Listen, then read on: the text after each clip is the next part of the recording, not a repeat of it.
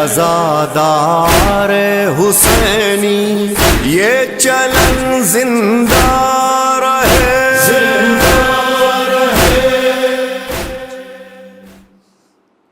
بسم اللہ الرحمن الرحیم، الحمدللہ الذی هو الملک القدوس السلام المؤمن المهيمن العزيز الجبار المتكبر، والصلاة والسلام والتحية والإكرام على نبيه وحبيبه سيدنا ومولانا أبي القاسم محمد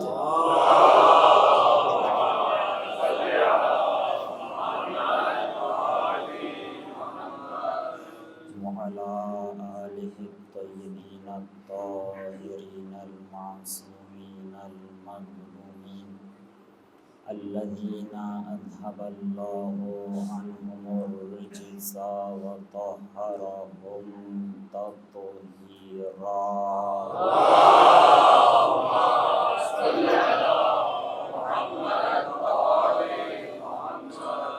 ولا سيما بقية الله أرواحنا له الفداء، واللعنة الأبدية على أعدائهم أجمعين۔ أما بعد، فقد قال الله عز اسمه وجل شأنه في كتابه المجيد: لهم دار السلام عند ربهم وهو وليهم بما كانوا يعملون۔ صلوات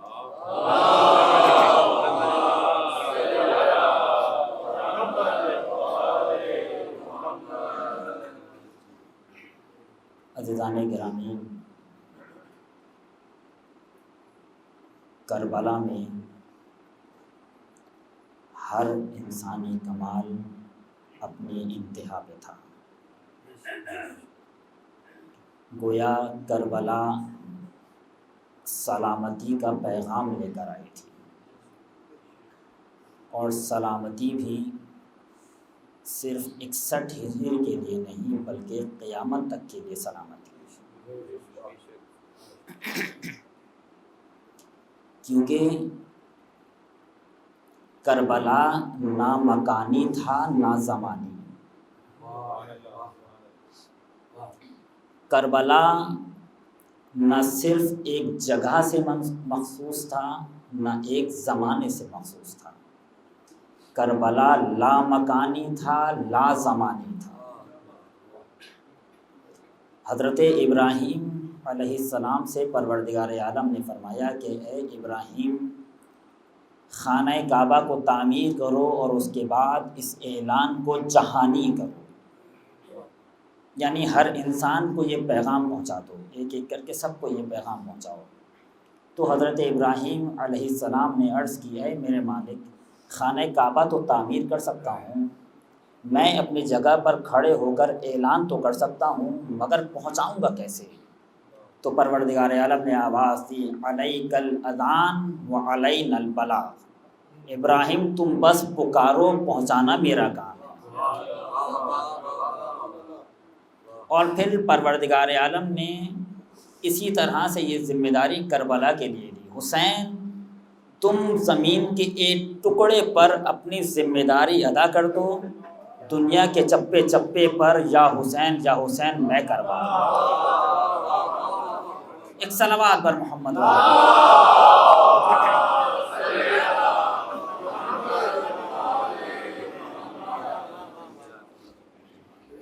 اس کربلا کو جہانی میں کروں گا، اس کربلا کو لا مکان میں کروں گا، اس کربلا کو لا زمان میں کروں گا، دنیا کے کونے کونے پر کربلا میں برپا کروں گا، قیامت تک کربلا کی ذمہ داری میں لوں گا۔ بہرحال کربلا میں انسانی کمالات اپنی انتہا پر تھے، شر اعتقادی وہاں تھا،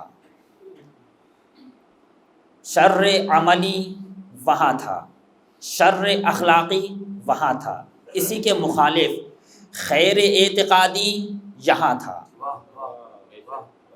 خیر عملی یہاں تھا، خیر اخلاقی یہاں تھا۔ اگر کسی کو اخلاق حسینی سمجھنا ہو تو کربلا کو دیکھے، توجہ فرمائیے گا، اگر کسی کو اخلاق حسینی دیکھنا ہو تو کربلا کو دیکھے۔ اور کل یہ بات چل رہی تھی، اس کو تھوڑا سا اور بیان کر کے بات کو آگے کروں۔ کل ہم نے بیان کیا تھا کہ اخلاق اور آداب میں فرق ہے، جھک کر مل لینا ادب ہے، اخلاق نہیں۔ اخلاق کچھ اور ہے، اور کل یہ بات بھی بیان کی، اخلاق نام ہے پیرائش اور آرائش کا، کچھ اپنے اندر سے نکالو اور کچھ اپنے اندر لے کر آؤ، اسی کو کہتے ہیں اخلاق۔ اخلاق کی تعریف کیا ہے؟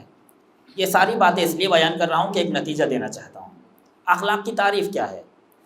سوچ سمجھ کر اپنی کسی صفت کے اظہار کو اخلاق نہیں کہتے۔ سوچ سمجھ کر اپنی کسی درونی صفت کو، جو ہمارے اندر صفات پائے جاتے ہیں، سوچ سمجھ کر اپنی کسی درونی صفت کو ظاہر کرنے کا نام اخلاق نہیں ہے۔ بغیر سوچے سمجھے صفت کا اظہار ہو جانا اخلاق ہے۔ ایک چھوٹی سی مثال دوں گا، بات واضح ہو۔ مثلا ایک شخص بخیل ہے، بخل کرتا ہے، کنجوسی کرتا ہے، وہ چاہتا ہے کہ اپنی اس صفت کو ختم کرے اور صفت ایثار اپنے اندر لے کر آئے۔ اس کا بہت ہی پیارا جو راہ حل علماء نے بیان کیا وہ یہ کہ اتنا ایثار کرے کہ بخل ختم ہو جائے، بار بار ایثار کرے۔ جب پہلے مرحلے پر ایثار کرے گا تھوڑی مشکل ہوگی، دوبارہ ایثار کرے گا کچھ اور مشکل کم ہو جائے گی، تھوڑا اور آگے بڑھ جائے گا، ایثار کی مشکل اور کم ہو جائے گی، یہاں تک کہ اس مرحلے تک پہنچے گا کہ خود سے ایثار کرنے لگے گا۔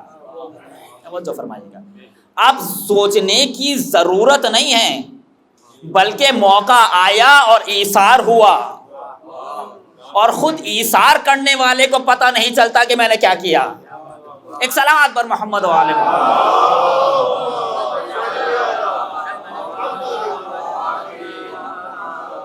اسی کو کہتے ہیں اخلاق۔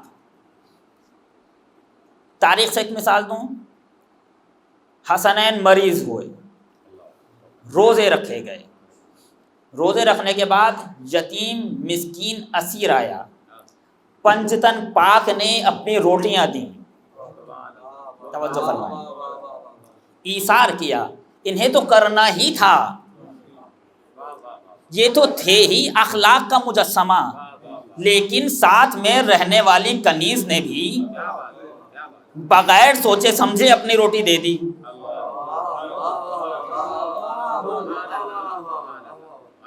جیسے ہی روٹی دیکھتے دیکھا فوراً روٹی دیکھی، سوچا بھی نہیں کہ روٹی دینی ہے یا نہیں۔ اسی کو کہتے ہیں اخلاق۔ اب آپ سے سوال کروں، مجھے کیسے پتا چلے میرا اخلاق کیا ہے؟ یہ تھوڑا سخت مرحلہ ہے۔ دوسروں کے لیے کہہ دینا کہ فلاں کتنا بد اخلاق ہے کتنا آسان ہے، لیکن اپنے بارے میں قضاوت کیسے کروں میں کتنا با اخلاق ہوں، میں کتنا بد اخلاق ہوں؟ اخلاق کی صحیح تعریف کے ذریعے سے عزیزان گرامی ایک بہت ہی واضح سا راہ حل اپنے آپ کو دیکھنے کے لیے بیان کر رہا ہوں۔ اگر انسان یہ دیکھنا چاہتا ہے کہ میں کتنا با اخلاق ہوں، میرے اندر صفات حسنہ ہیں یا صفات رذیلہ، میں اپنے آپ کو خوش اخلاق اور با اخلاق سمجھ تو رہا ہوں، واقعاً میرے اندر یہ صفات پائے جاتے ہیں یا نہیں، اس کا ایک راہ حل ہے، وہ یہ کہ جب انسان کا کسی چیز سے ٹکراؤ ہو اور جو پہلا رد عمل سامنے آئے وہی اس کا اخلاق ہے۔ توجہ فرمائیے گا، جو پہلا رد عمل انسان کا سامنے آ رہا ہے وہی اس کا اخلاق ہے، کیونکہ ہمیشہ پہلا رد عمل بغیر سوچے سمجھے ہوتا ہے۔ بعد میں انسان سوچتا ہے کہ مجھے کیا کرنا چاہیے تھا، مجھے کیا نہیں کرنا چاہیے تھا، بعد میں جو سوچ کے کر رہا ہے، فکر کر کے کر رہا ہے، یہ اس کا اخلاق نہیں ہے، لیکن جو اس نے بغیر سوچے سمجھے پہلا رد عمل دیا ہے یہی اس کا اخلاق ہے، اور یہی اس انسان کی حقیقت بتا رہا ہے۔ اگر بد اخلاقی دکھائی تو اندر سے بد اخلاق تھا، اپنے آپ کو جتنا بھی خوش اخلاق سمجھے، اور اگر خوش اخلاقی دکھائی پہلے مرحلے پر تو یہ خوش اخلاق تھا، چاہے کتنا بھی اپنے آپ کو بد اخلاق سمجھے۔ تاریخ سے مثال دوں گا، تاریخ میں ایک مثال ہے کہ جسے دنیا کچھ اور سمجھ رہی تھی وہ اندر سے کچھ اور نکلا۔ وہ جو فرمائیے گا، دنیا کچھ اور سمجھ رہی تھی، مقابل پر لوگ کچھ اور سمجھ رہے تھے، اندر سے نکلا کچھ اور۔ کہاں؟ لجام فرس پہ ہاتھ ڈالا۔ امام حسین علیہ السلام نے فرمایا ثقلت کا امک، حر تیری ماں تیرے ماتم میں بیٹھے۔ آپ کو معلوم ہے پہلا رد عمل حر نے کیا ظاہر کیا؟ اپنے سر کو جھکا لیا۔ یہی سر کو جھکا لینا حر کا اخلاق تھا۔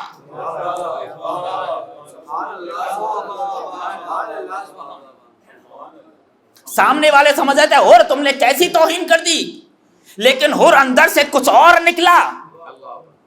جیسے ہی امام نے فرمایا کہ حر تیری ماں تیرے ماتم میں بیٹھے، حر نے سر کو جھکا لیا اور کہنے لگا فرزند رسول اگر آپ کی ماں فاطمہ نہ ہوتی، حسینیت آواز دے رہی تھی حر میں یہی تو چاہتا تھا کہ تمہارے اندر کو باہر کر دوں۔ ایک صلوات بر محمد و آل محمد۔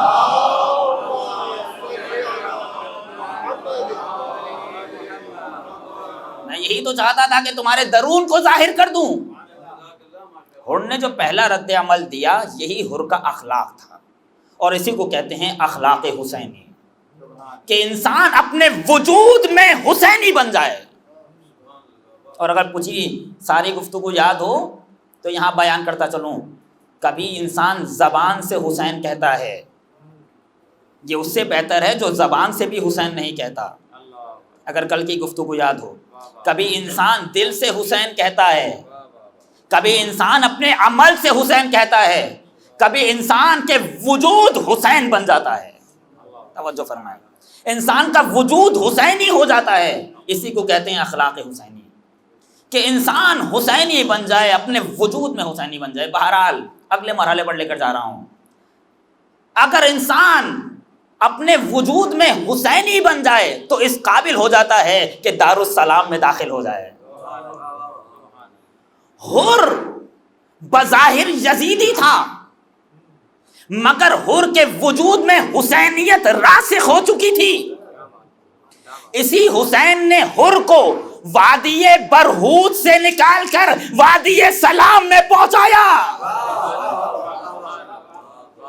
اور وادی برہوت سے وادی سلام تک پہنچنے کا وقت معلوم ہے آپ کو کتنا لگا ہے حر کو؟ 80 سال نہیں، 80 سال میں یہ سفر طے نہیں کیا ہے حر نے کہ وادی برہوت سے وادی سلام تک حر پہنچا ہے، 80 سال میں نہیں۔ توجہ فرمائیں، اس ایک یا حسین میں کتنی طاقت ہے یہ بیان کرنا چاہ رہا ہوں۔ 80 سال نہیں لگے، 20 سال نہیں لگے، 20 دن نہیں لگے، ایک ہفتہ نہیں لگا، 2 دن نہیں لگے، ایک رات میں حسین نے، ایک رات میں حر نے وادی برہوت سے وادی سلام تک کا سفر طے کیا ہے، اور آواز دے رہے تھے حسین ابن علی میں اتنی طاقت ہے کہ 80 سالہ سفر ایک رات میں طے کرا سکتے ہیں۔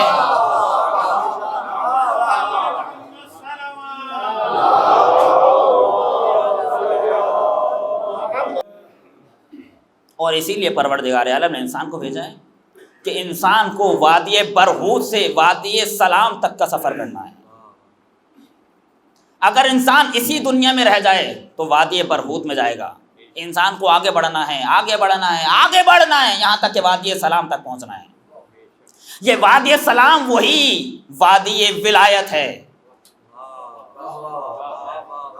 کہ جسے ہم نے عالم ولایت بتایا تھا حضرات کے سامنے 2 مجلسوں پہلے۔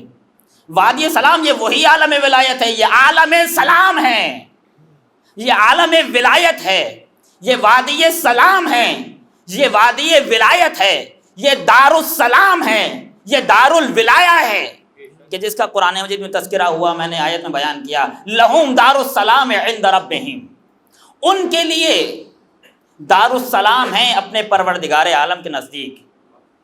انسان کو دارالسلام سے دارالسلام تک کا سفر طے کرنا ہے، اور یہ سفر کون طے کرائے گا؟ مختلف ذریعوں سے یہ سفر طے کیا جا سکتا ہے۔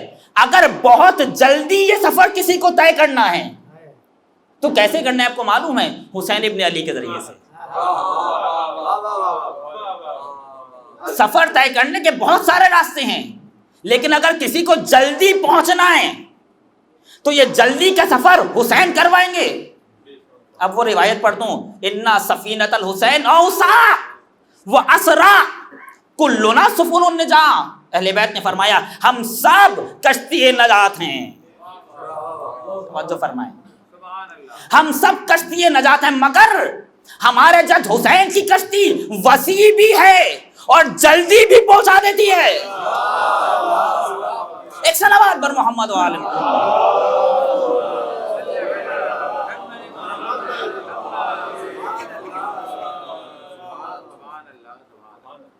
اور ہمیں یہ سفر طے کرنا ہے دارالسلام سے دارالسلام تک کا۔ خلقن بعد خلقن، ہم نے تمہاری ماؤں کے شکم میں تمہیں بنایا، ایک کے بعد ایک خلقت، فی ظلمات ثلاث، قرآن مجید کہہ رہا ہے ہم نے تمہیں بنایا ایک کے بعد ایک خلقت۔ میں کہنا چاہ رہا ہوں کہ ہمیں ظلمتوں سے نکل کر وادی سلام تک جانا ہے۔ یہ دنیا عالم ظلمت ہے، یہاں سے نکل کر وہاں تک جانا ہے۔ اور قرآن مجید نے کہا کہ ہم نے تمہاری ماؤں کے پیٹ میں، ماؤں کے شکم میں تمہیں بنایا، ایک کے بعد ایک خلقت دی، 3 ظلمتوں میں۔ توجہ فرمائیں، 3 ظلمتیں ہیں، ایک کے بعد ایک پردہ، 3 ظلمتوں کو چاک کرو گے تب جا کر دارالسلام میں پہنچو گے۔ 3 ظلمتوں کو کم از کم تمہیں چاک کرنا ہے، اس کے بعد دارالسلام تک کا تمہیں سفر طے کرنا ہے، اور تمہیں دارالسلام میں پہنچنا ہے کہ جب وہاں پہنچ گئے تو پھر سلام ہی سلام ہے۔ لا يسمعون فيها لغوا ولا تأثیما الا قیلا سلاما سلاما۔ اگر وہاں پہنچ گئے تو نہ وہاں کوئی لغو ہے، نہ وہاں کوئی گناہ ہے، وہاں پر سلامتی ہی سلامتی ہے۔ ایک صلوات پر محمد و آل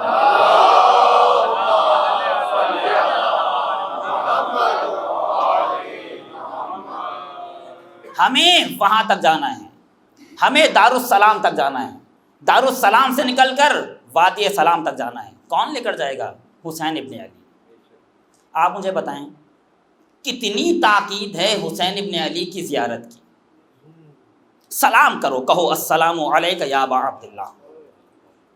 مختلف بہانوں سے، روز عید آئے تو کہو السلام علیک یا ابا عبداللہ، روز بقرہ عید آئے تو کہو السلام علیک یا ابا عبداللہ، نیمہ شعبان آئے تو کہو السلام علیک یا ابا عبداللہ، نیمہ رجب آئے تو کہو السلام علیک یا ابا عبداللہ، لیلۃ القدر آئے تو کہو السلام علیک یا ابا عبداللہ۔ اور پھر مختلف بہانے پروردگار عالم نے بنائے ہیں کہ حسین کو سلام کرو، 5 نمازوں کے بعد حسین کو سلام کرو، کہو السلام علیک یا ابا عبداللہ۔ اگر وہاں نہیں جا سکتے تو گھر بیٹھے سلام کرو۔ امام نے فرمایا اپنے صحابی سے کہ تم حسین کی زیارت نہیں کرتے؟ آواز دی مولا بہت دور ہے، آواز دی تمہیں وہاں جانے کی ضرورت نہیں ہے، چلے جاؤ اپنے گھر کی اونچائی پر، یہاں دیکھو، یہاں دیکھو، اور کہو، پھر اوپر کی طرف دیکھ کر کہو السلام علیک یا ابا عبداللہ ورحمۃ اللہ وبرکاتہ۔ بس اتنا سا جملہ۔ اب مجھے نہیں معلوم یہاں اور اوپر دیکھنے کی کیا فلسفہ ہے، لیکن شاید ایک فلسفہ یہ ہو کہ سارا عالم حسین کا تابع ہے۔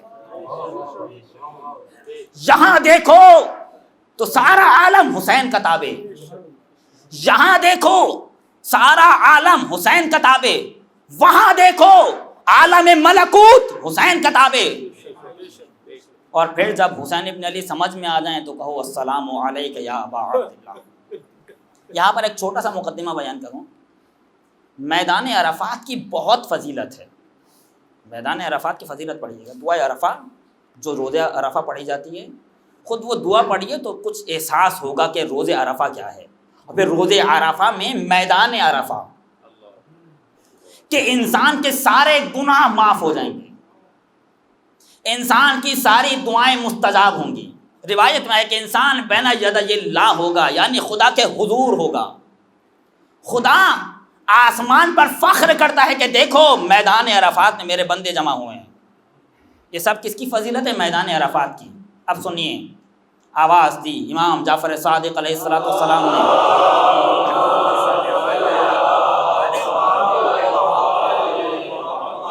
ان اللہ تبارک و تعالی لا یبدأ باہل قبر الحسین قبل اہل العرفات. پروردگار روز عرفہ پہلے امام حسین کے زائر کو دیکھتا ہے، پھر میدان عرفہ کو دیکھتا ہے. دیکھا کتنی فضیلت ہے.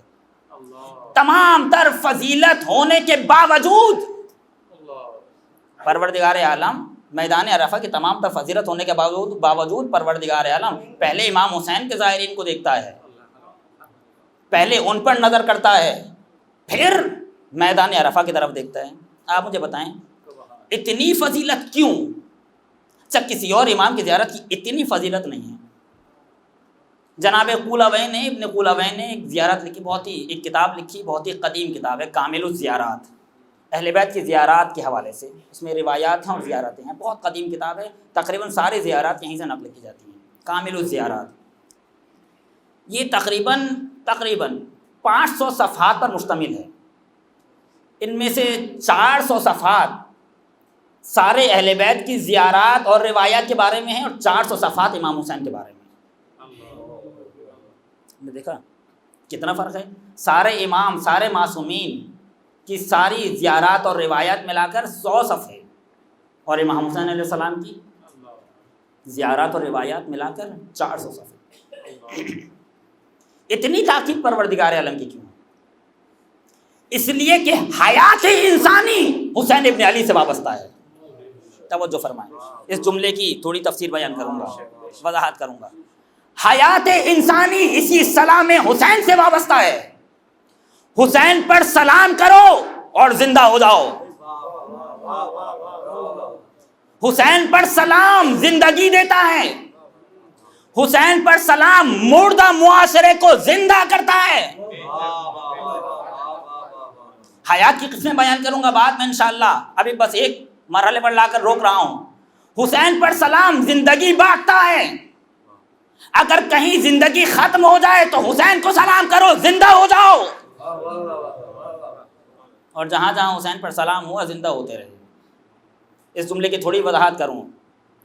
پروردگار عالم نے ایک شخص کو بھیجا حیات دینے کے لیے، اور حیات سے مراد حیات جسمانی نہیں ہے، یہ حیات حیوانی ہے جو ہمارے اور آپ کے پاس ہے. پروردگار عالم کے یہاں یہ حیات نہیں ہے. ممکن ہے کوئی حیات حیوانی رکھتا ہو مگر خدا کے نزدیک مردہ ہو. پھر حیات حقیقی کیا ہے؟ وہ حیات ایمانی. یہ وہی حیات حقیقی ہے کہ جو انسان کو کبھی مرنے نہیں دیتی. یہ ہے حیات ایمانی. پروردگار عالم نے حیات ایمانی دینے کے لیے، حقیقی حیات دینے کے لیے ایک شخص کو بھیجا. کون؟ حضرت محمد مصطفیٰ صلی اللہ علیہ وسلم.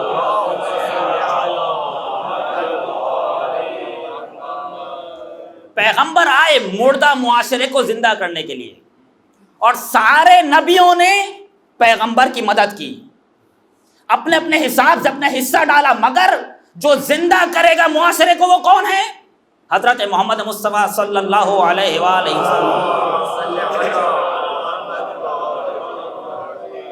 پیغمبر نے ان حیوانوں کو انسان بنایا، انسان سے مسلمان بنایا، مسلمان سے سلمان بنایا، اور انہیں حیات دی. حیوان سے، حیوانی زندگی سے انسانی زندگی بھی لے گئے، ایمانی زندگی بھی لے گئے. حیوانی حیات سے ایمانی حیات دی، حقیقی حیات دی. اور پھر پیغمبر اپنے بعد ایک بندوبست کر کے گئے کہ دیکھو میں چاہتا ہوں تم مر نہ جاؤ،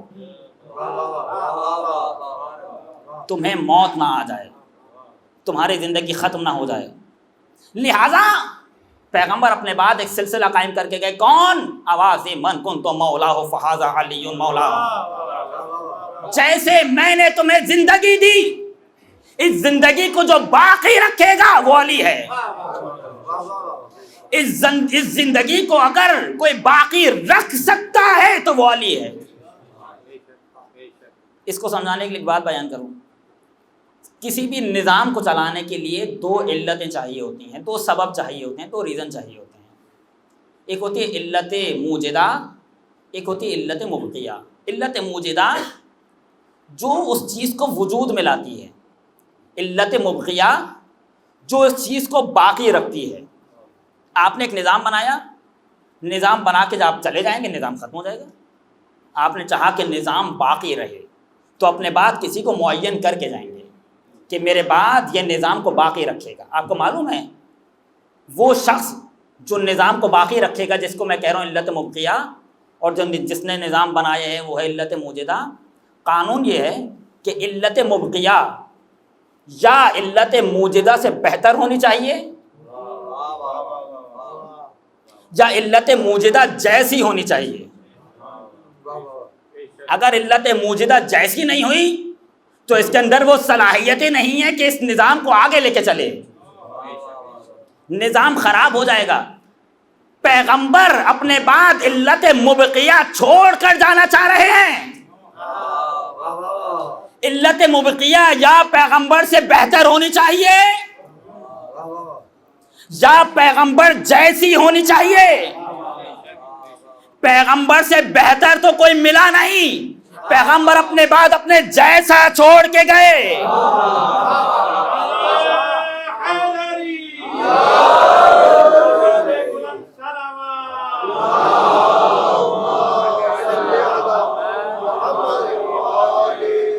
اور یہ جملہ بھی میں نے غلط کہا.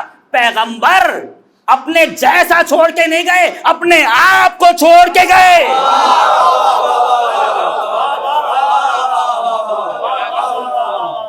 ایک سلامات بر محمد وعلی.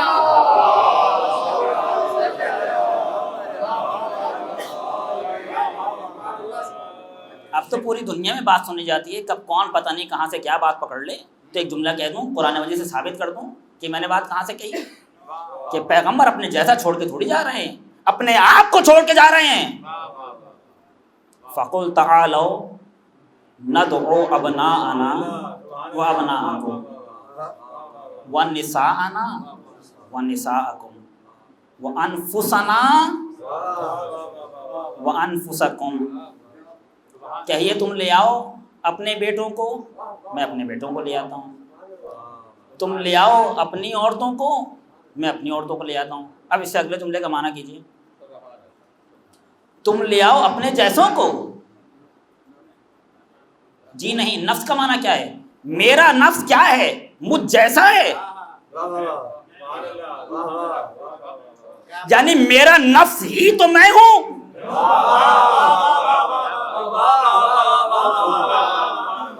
میں کہوں آپ کے جیسا جو آپ کا نفس ہے وہ بڑا عجیب ہے. تو مولانا صاحب میرا نفس ہی تو میں ہوں، اور یہ جو میں کہہ رہا ہوں میں وہی تو نفس ہے. تو فرمائے یہ جسم تھوڑی ہے میں، یہ جسم تو بدل گیا. اس کی چھوٹی سی مثال دوں. کسی نے کسی پر ظلم کیا، پولیس نے آ کے پکڑ لیا. کہنے والے نے کہا میں نے تھوڑی مارا تھا، میرے ہاتھ نے مارا تھا. نہیں آپ کے ہاتھ نے نہیں، آپ نے مارا تھا. کہا نہیں میرے ہاتھ نے مارا تھا. کہا نہیں آپ کے اندر جو نفس پایا جاتا ہے وہ ایک ہی ہے، یہ مختلف حصوں میں تقسیم نہیں ہو سکتا، مختلف زمانوں میں تقسیم نہیں ہو سکتا. میں نہیں کہہ سکتا کہ میں جو 10 سال پہلے تھا میں نہیں ہوں. میں وہی میں ہوں جو 10 سال پہلے تھا، وہی میں ہوں جو 10 سال کے بعد تھا. نفس کا معنی جیسا نہیں ہوتا، بلکہ پیغمبر فرما رہے ہیں تم اپنے بیٹوں کو لے آؤ، میں اپنے بیٹوں کو لے آؤں.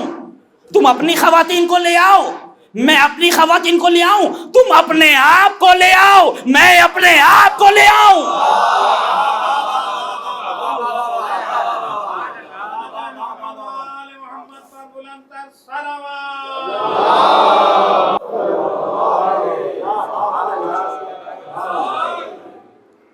کسی نے پیغمبر سے آ کے کہا اے پیغمبر مصطفیٰ صلی اللہ علیہ وسلم،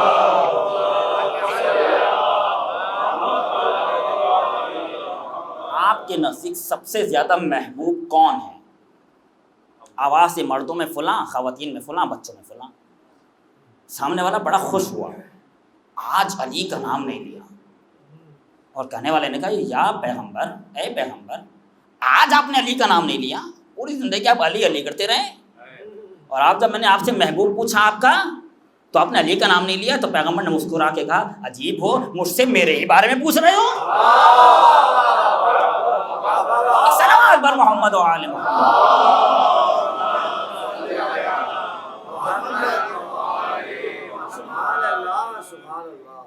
تو علت مبقیہ یا علت موجدہ جیسی ہونی چاہیے یا اس سے بہتر؟ پیغمبر اپنے بعد اپنے آپ کو چھوڑ کے جا رہے ہیں، یا علی اس نظام کو باقی رکھنا ہے؟ امیر المومنین کے بعد یہ نظام امیر المومنین سے چھین لیا گیا۔ اگر پرانے سالوں کی گفتگو یاد ہو کہ امیر المومنین سے ولایت اجتماعی لے لی گئی، یہ لے سکتے تھے ولایت اجتماعی، مگر ان میں اتنا دم نہیں تھا کہ ان سے ولایت تکوینی لے لیتے، کہ ان سے ولایت تشریعی لے لیتے، مگر حکومت کا حق لے لیا، چھین لیا حکومت کا حق، یعنی وہی ولایت اجتماعی۔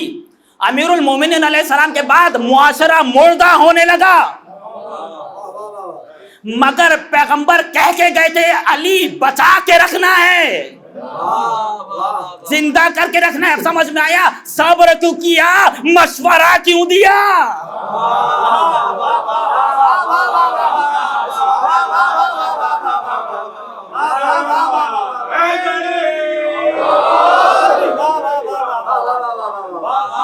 پیغمبر کے بعد معاشرہ بیمار تو ہو گیا، مگر امیر المومنین نے مرنے نہیں دیا، صبر کیا، مشاور بنے، مشورے دیے اور غلط قضاوتوں سے روکا۔ یہ نہیں کرنا، وہ نہیں کرنا، اور خدا نے بھی بنایا ایسا تھا کہ جہاں بھی پھنسے فوراً مڑ کر آئے، یا علی مجھے کیا کرنا ہے۔ معاشرہ بیمار تو ہوا، مگر امیر المومنین علیہ السلام نے مرنے نہیں دیا۔ بات اور آگے بڑھی، معاشرہ اور زیادہ بیمار ہوا، یہاں تک کہ خبیث بات کا خبیث بیٹا آیا اور اس نے آ کر آواز دی لعبت ہاشمون بالملک فلا خبر جاء ولا وحی نزل۔ جدید نے یہ شعر پڑھا، بنی ہاشم پر نہ وحی آئی تھی نہ خبر، یہ سب بنی ہاشم کا ڈھونگ تھا۔ بنی ہاشم کے جدید کے باپ میں اتنا دم نہیں تھا کہ اس طرح کی بات کرتا۔ توجہ فرمائیں، اس لیے میں نے ساری بات گزشتہ برس بیان کی تھی۔ جدید کے باپ میں اتنا دم نہیں تھا کہ اس طرح کی بات سب کے سامنے کرتا، اکیلے حجرے میں تو کرتا تھا، لیکن چونکہ اپنے یہاں ہوشیار تھا، اپنے آپ کو حاکم اسلامی کہلوانا تھا، لہذا لوگوں کے سامنے ریاکاری کرتا تھا اور اپنے آپ کو مسلمان پیش کرتا تھا۔ اس کا بے وقوف بیٹا تخت خلافت پر آیا، باپ نے ظاہر محفوظ کیا تھا، بیٹا ظاہر بھی محفوظ نہ کر سکا اور آواز دی لعبت ہاشمون بالملک فلا خبر جاء ولا وحی نزل۔ یہ جو کچھ آیا تھا نہ خبر آئی تھی نہ وحی آئی تھی نہ جبرائیل آئے تھے، کچھ نہیں آیا تھا، یہ سب بنی ہاشم کا ڈھونگ تھا۔ اب معاشرہ مرنے والا تھا، بلاغت الحلقوم کا مرحلہ تھا، جان یہاں تک آ گئی تھی۔ آپ کو ایسا چاہیے تھا کہ یزید نے اسلام کا سارا خون پی لیا تھا، کوئی ایسا چاہیے تھا کہ اپنا خون دے کر اسلام کا خون بچا لے۔ ایسے حساس موقع پر حسین ابن علی نے اپنے آپ کو پیش کیا، ایک نہیں 72 خون دیے، اپنے آپ کو اجاڑ کر اسلام کو بچا لیا۔ ایک صلوات بر محمد و آل محمد۔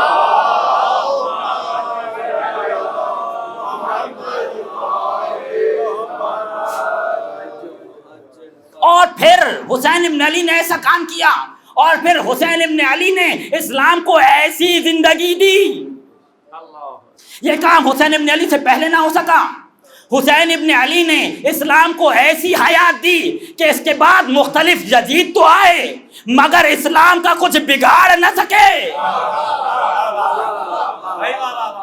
دلیل میری یہ ہے حسین ابن علی تک سوال بیعت ہوا مگر حسین ابن علی کے بعد کوئی بھی سوال بیعت نہ کر سکا۔ یزید نے سید سجاد کو قید تو کر لیا لیکن خاص حکم ہے یزید کا خبردار سید سجاد کو چھیڑنا نہیں، ان سے بیعت کا تقاضا نہ کرنا، اب مزید ذلیل ہونے کی ہمت نہیں ہے۔ ایک صلوات پر محمد و آل محمد۔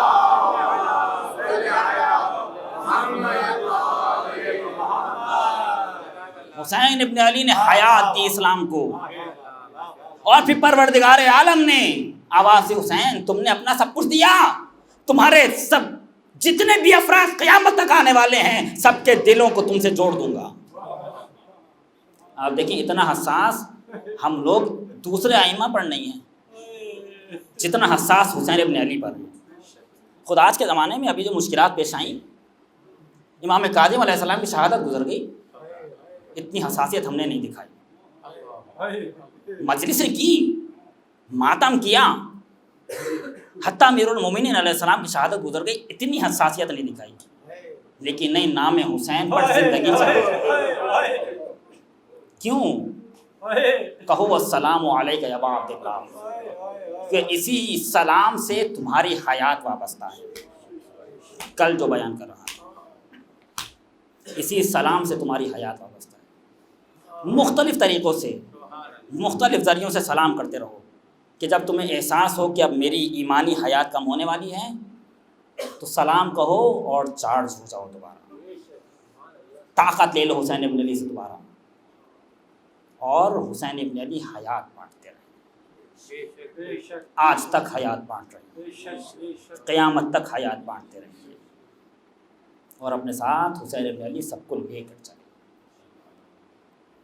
اپنی قربانیاں بھی لے کر چلے، کیونکہ حسین ابن علی کو عملی نمونہ پیش کرنا ہے، اور سب سے پہلے اپنی قربانی پیش کی۔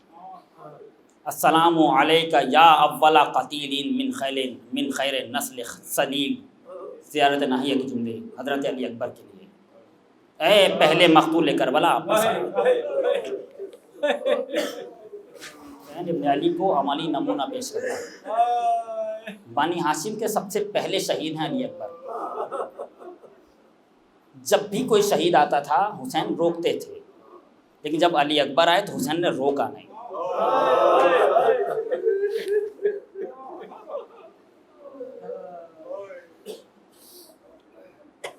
اور علی اکبر کو بھیج دیا۔ آپ کو ایک جملہ کہہ رہا ہوں، اس پر سوچیے گا، اس کی وضاحت نہیں کر پاؤں گا۔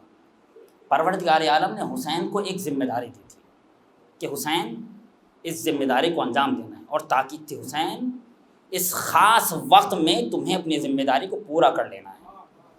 توجہ فرمائیے، یہ جو امام بار بار یہ احساس دلاتے تھے کہ جلدی جاؤ بس اب واپس نہ آنا، اور جب کوئی شہید ہوتا تھا فوراً جا کر جنازہ لے آتے تھے، دفن بھی نہیں کرتے تھے، چاہتے تو دفن کر دیتے۔ کیوں؟ اس لیے کہ عصر عاشور تک یہ ساری ذمہ داریاں نبھا دینی ہیں۔ خدا کا حکم حسین عصر عاشور تک کچھ بھی کر کے کربلا کو تمام کر دینا ہے بس، اور حسین ابن علی نے کر دیا کربلا، ایک لحظہ آگے پیچھے نہیں ہوئی، جہاں تک کہ جب یہ احساس ہونے لگا کہ وقت آگے نہ ہو جائے تو تلوار کو خود نیام میں رکھ لیا۔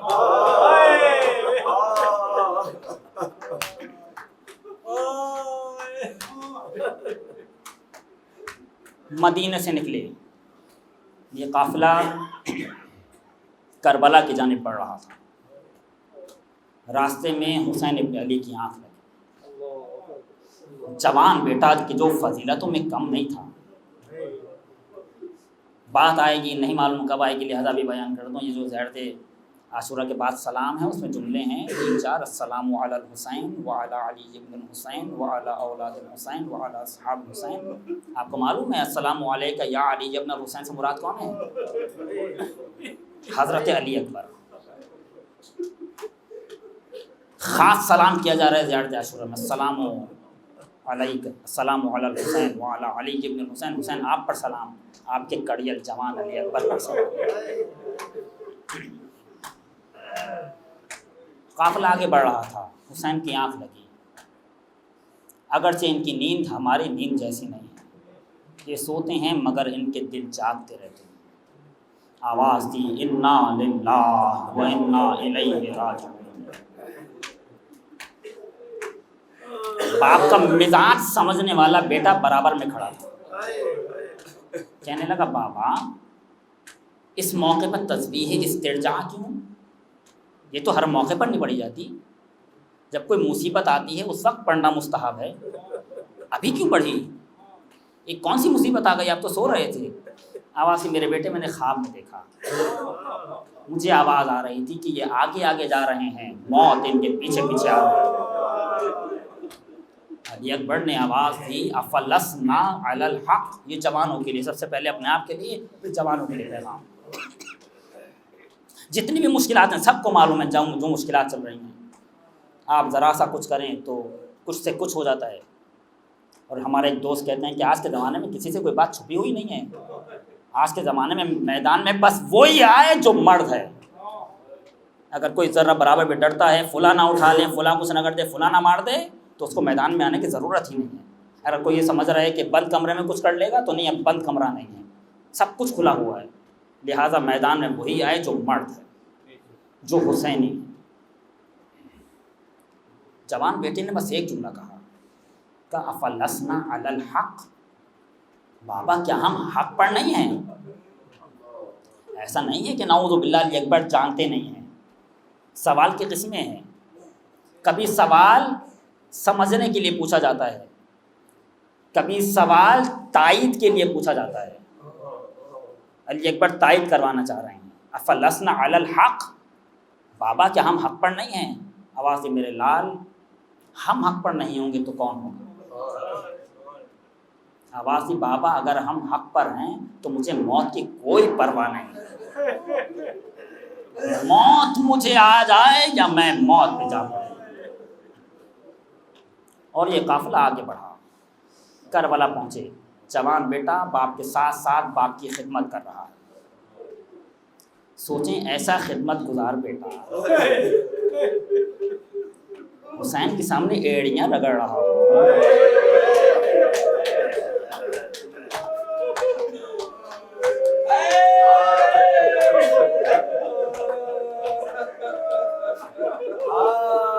شب عاشور آئی، ایک رات کی مہلت مانگی گئی، صبح عاشور ہونے والی تھی، بس فجر کا وقت ہونے والا تھا۔ حسین نے آواز دی اینا علی، علی اکبر کہاں ہے؟ جوان بیٹا حاضر ہوا، بابا مجھے بلایا ہے۔ میرے لال آج تم اذان کہو۔ حسین ابن علی کے پاس اپنا مؤذن موجود ہے، اذان کوئی اور کہتا تھا، لیکن نہیں میرے بیٹے آج اذان تمہیں کہنے ہے۔ مجھے نہیں معلوم حسین نے علی اکبر کو اذان دینے کے لیے کیوں بلایا، شاید اس لیے بلایا کہ علی اکبر جب اذان دیں گے تو دشمن آخری مرتبہ پیغمبر کا لہجہ تو سن لیں، شاید انہیں یاد آ جائے کہ میں نبی کا بیٹا ہوں۔ علی اکبر گلدستہ اذان پر آئے، اللہ اکبر اللہ اکبر۔ پھوپھی نے اذان سنی، جھولی کو پھیلا دیا، میرے مالک یہ کیسی اذان ہے؟ دل گھبرا رہا ہے۔ اور پھر اذان علی اکبر کے بعد سے کربلا کا معرکہ شروع ہو گیا، ایک کے بعد ایک انصار جانے لگے، یہاں تک کہ انصار ختم ہو گئے۔ جگر کے ٹکڑوں کی باری آئی، آواز دی تقدم ولدی، میرے لال بسم اللہ۔ حسین ابن علی نے علی اکبر کو آمادہ کیا، اور آمادہ کرنے کے بعد اپنی قربانی کو سوار کیا، اور علی اکبر کو بھیج تو دیا، بھیجنے کے بعد آسمان کی طرف انگلیوں سے اشارہ کیا، اور کہنے لگے اللہم اشہد علی ہؤلاء القوم فقد برز الیہم غلام اشبہ الناس خلقا و خلقا و منطقا برسول. پروردگار گواہ رہنا اب اسے بھیج رہا ہوں جو خلق میں، خلق میں، رفتار میں، گفتار میں تیرے نبی جیسا تھا.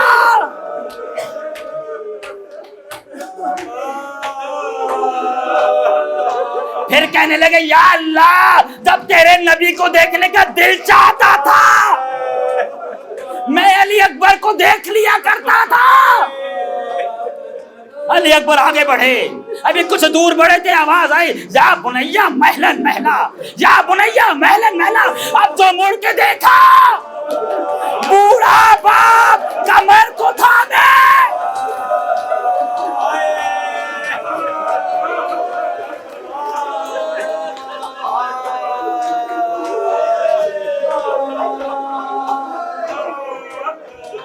آج کی مجلس بوڑھے باپوں کے نام،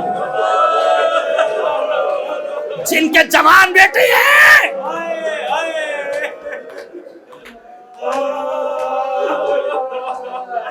بابا ابھی تو آپ نے سوال کیا تھا میرے لال کاش تیرا بھی کوئی بیٹا ہوتا، جوان بیٹا ہوتا تیرا. علی اکبر کو سوار کرا دیا، دوبارہ چلے گا علی اکبر. مقتل نے لکھا میں نے یہ پہلا موقع دیکھا ہے کہ جہاں پر حسین نے آواز دی قطع اللہ رحمک، اے عمر سعد خدا تیری نسل کو قطع کر دے. کما قطعت رحمی، جیسے تو نے میری نسل کو قطع کیا، تو نے مجھ سے میرے علی اکبر کو چھین لیا. علی اکبر میدان میں آئے، جنگ کی، جنگ کرتے کرتے واپس پلٹے اور آ کر کہنے لگے یا اباتی العطش قتلنی، بابا پیاس لگ رہی ہے. یہ جملہ ہے میں پیاس سے مر رہا ہوں. آپ نے جملہ اتنی آسانی سے سن لیا. سنیے علی اکبر زیادہ بڑے نہیں تھے، کہنے لگے بابا مجھے انگور چاہیے، انگور کا موسم نہیں ہے. حسین نے ہاتھ بڑھائے، علی اکبر کو انگور دے دیے. سوچئے جو اپنے بیٹے کی اتنی خواہش کا بھی احترام کرے اور پھر وہ وقت آ جائے کہ علی اکبر کچھ اور نہیں پانی مانگ رہے تھے.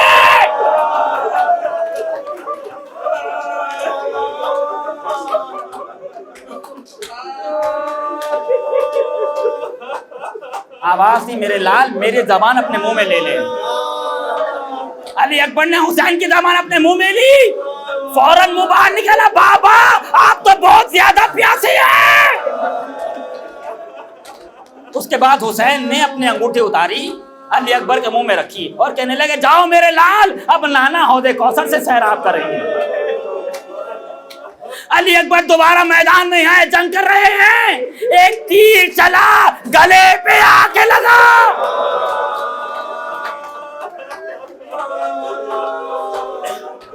تیر کو نکال کے پھینکا.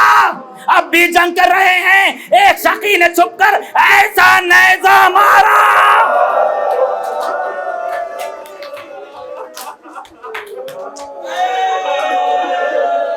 اب سنبھلا نہ گیا، اپنے آپ کو گھوڑے کی گردن پہ گرا دیا. گھوڑا کہیں اور جانا چاہتا تھا، دشمنوں کے درمیان آ گیا.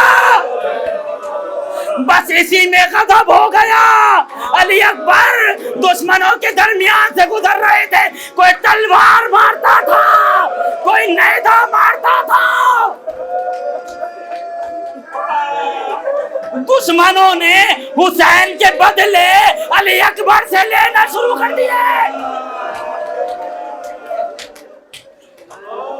پھر مقتل نے لکھا فقطعوہ بسیوفہم اربا اربا، تلواروں نے علی اکبر کے ٹکڑے ٹکڑے کر دیے.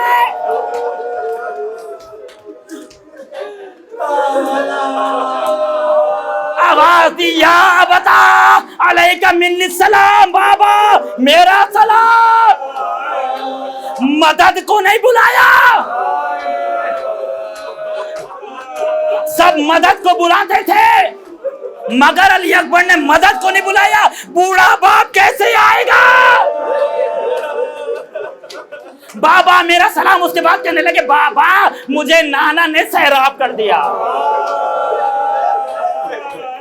اے علی اکبر یہ جملہ کیوں کہہ رہے ہیں؟ جب نہیں آواز دیں گے، تھوڑی دیر پہلے گیا تھا باپ سے پانی مانگا تھا، میں نے دیکھا تھا جب میں نے باپ سے پانی کا تقاضا کیا تھا میرے بابا کا دل ٹوٹ گیا تھا، چہرہ مرجھا گیا تھا، ہاں میں اپنے بچے کو پانی بھی نہ دے سکا، مجھے بہت افسوس ہے پانی کیوں مانگا۔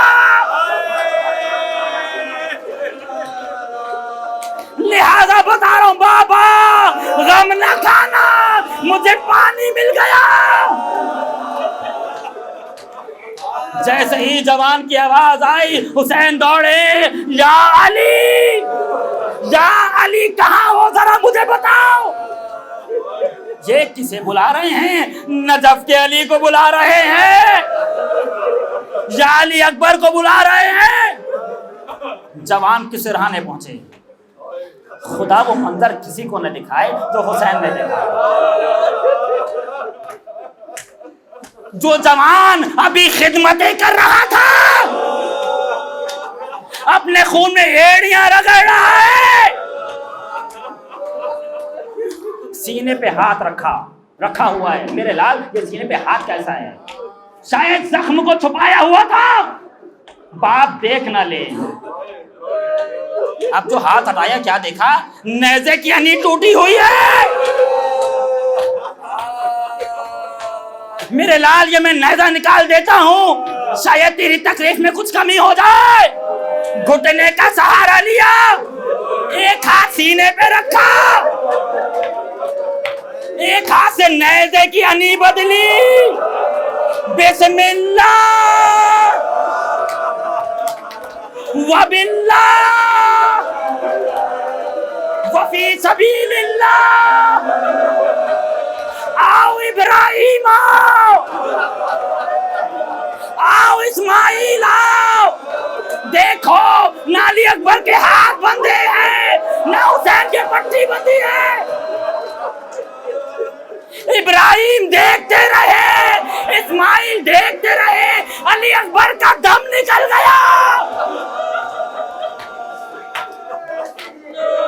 مقتل کا فقرہ ہے، وضع خدہ علی خدہ، جب علی اکبر قتل ہو گئے وضع خدہ علی خدہ، اپنے رخسار کو علی اکبر کے رخسار پہ رکھا۔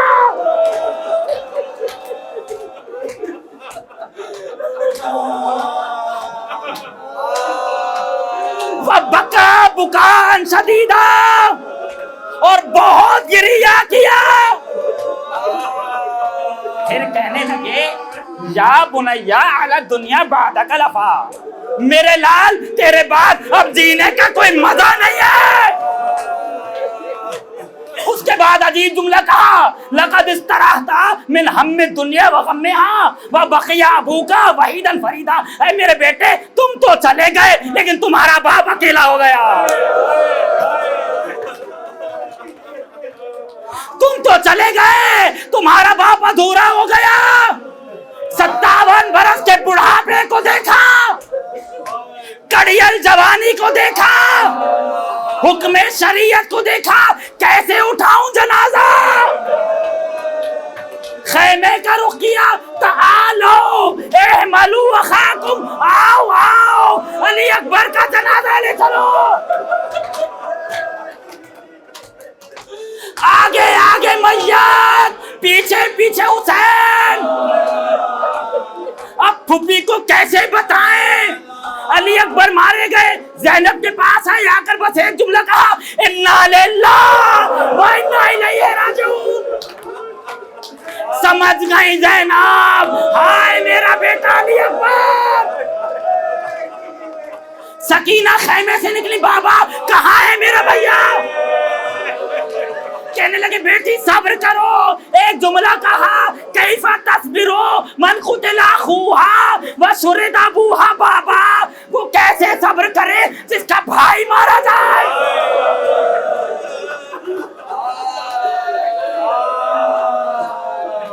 اگلا جملہ بڑا عجیب ہے. بابا وہ کیسے صبر کرے جس کا بھائی مارا جائے, جس کا باپ اکیلا ہو جائے. ہائے علی اکبر مارے گئے, حسین اکیلے ہو گئے. ہائے میرا بیٹا